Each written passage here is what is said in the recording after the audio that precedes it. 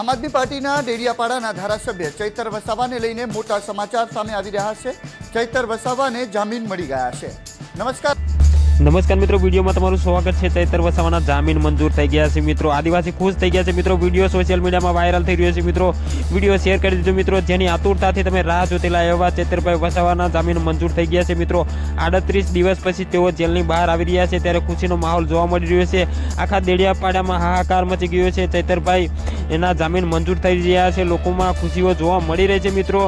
તો લાઈવમાં વિડીયો બતાવવાનું છું। ચૈતરભાઈ વસાવાનો ચેનલ પર નવા છો તો ચેનલને જરૂરથી સબસ્ક્રાઈબ કરી નાખજો મિત્રો। આ વિડીયો અત્યારે તમે બધાને શેર કરી દેજો મિત્રો। આ ખુશીના સમાચાર છે મિત્રો।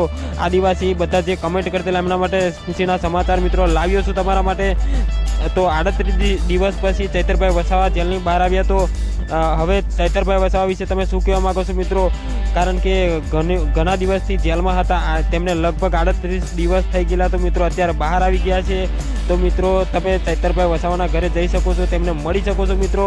કારણ કે અત્યારે આદિવાસીમાં માહોલ ખૂબ જોવા મળી રહ્યો છે। તો મળીશું આ બીજા વિડીયો સાથે। ત્યાં સુધી રજા લાવ। જય હિન્દ, જય ભારત।